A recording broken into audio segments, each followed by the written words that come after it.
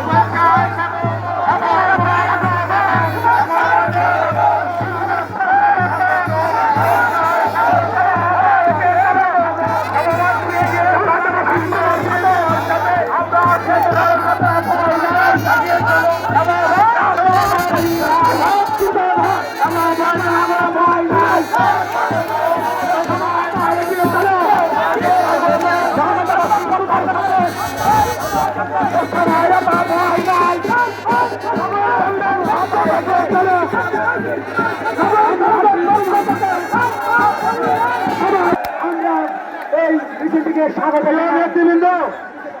প্রিয় নেতৃবৃন্দ আপনারা বাম সারি যান, মঞ্চের বাম পাশে জায়গা আছে, আপনারা বাম সারি যান। আমরা দেখতে পাচ্ছি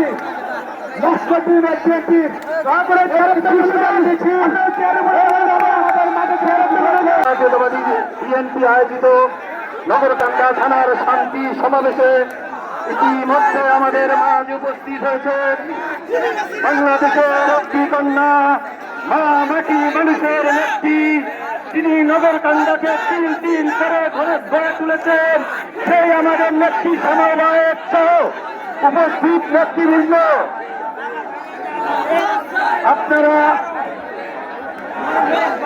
আপনারা নেত্রীর কথা শুনবেন, দয়া করে একটু চুপ থাকেন।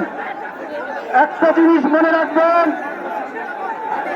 আমাদের দেশ নায়ক জনাব তারেক রহমানের নির্দেশ, আমাদের নেত্রী বেগম খালেদা জিয়ার নির্দেশ, আমাদের নেত্রী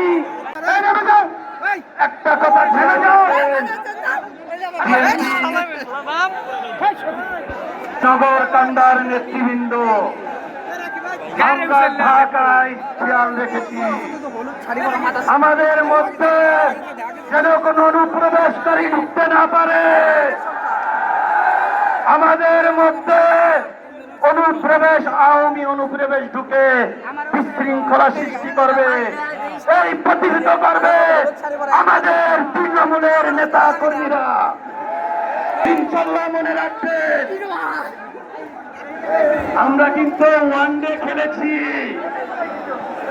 আমরা ওয়ানডে খেলে জিতেছি, এখন কিন্তু টি-20 খেলতে হবে।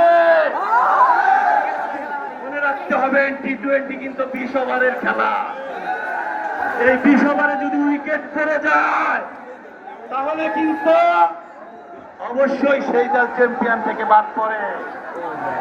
আমাদেরও সামনে টি-20 বাকি আছে, এই টি-20 জিততে হলে অবশ্যই আপনাদের প্রত্যেকটি নেতা কর্মী সতর্ক থাকতে হবে, আমাদের মধ্যে যেন কোন আওয়ামী পরিবেশ না করতে পারে, আমাদের মধ্যে যেন কোন আওয়ামী লীগ না ঢুকে বিশৃঙ্খলা সৃষ্টি না করতে পারে। পরিশেষে আপনাদের বলবো, এখন নেত্রী আছে, সবার বলতে হবে, যে না বলবে আমি মনে করবো সে আওয়ামী লীগের দালাল। নেত্রী আছে,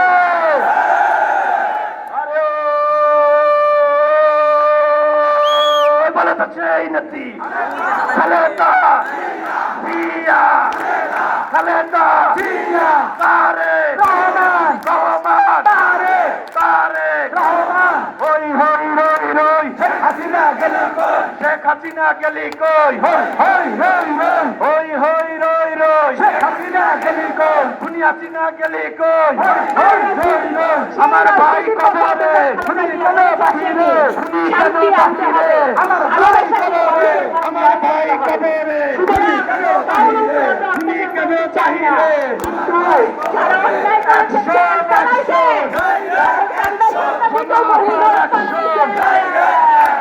আওয়ামী লীগের বিরুদ্ধে, আওয়ামী লীগের বিরুদ্ধে, যদি অন্যায় লীগের বিরুদ্ধে, রাজাকারদের বিরুদ্ধে আল্লাহর বিচারে মাইন নেই, আমাদের কপাল অনেক ভালো, ভগবানের বিচারে মাইন নাই, এই আল্লাহর বিচারে মাইন নাই দেখে এই মহিলার হাজার হাজার কোটি টাকা লাইকে পলায় যেতে হয়েছে। এতগুলা ছোট ছোট ছেলে মেয়েকে হত্যা করছে, এত নির্যাতন করছে। আয়নাঘর দেখছেন না আপনারা? আয়নাঘরের ছবি মনে হয় একটা বিভীষিকাময় বাংলাদেশ। গত 17 বছরে আমরা বিষাক্ত একটা বাংলাদেশে ছিলাম, আমরা দম আমাদের বন্ধ হয়ে আসছিল, আমরা নিঃশ্বাস নিতে পারছিলাম না। আমাদের কত নেতাকে, কত কর্মীকে, কত লোককে এই আয়নাঘরে বন্দি করে টর্চার করা হয়েছে। আপনারা চিন্তা করতে পারেন, চোখ বন্ধ করে একবার ভাবেন যে আপনাকে বন্ধ করে রাখা হয়েছে দিনের পর দিন, রাতের পর রাত। সুতরাং এই সকল অপকর্মের বিচার আল্লাহ যেমন করবে এবং বাংলাদেশের আইনের শাসন কায়েম হয়েছে বাংলাদেশের মাটিতেও হবে, বাংলাদেশের আইন অনুযায়ী হবে। সুতরাং আপনাদের আপনাদেরকে আমি আর আপনারা অনেকক্ষণ ধরে এসছেন, অনেক কষ্ট করেছেন, এত লোক হয়েছে, এই মাঠে তো লোকের সংকুলন হচ্ছে না। আমার মনে হয় এমএন একাডেমির মাঠে করলে ওই মাঠে আসতো না। আজকে আপনারা এই ছাত্র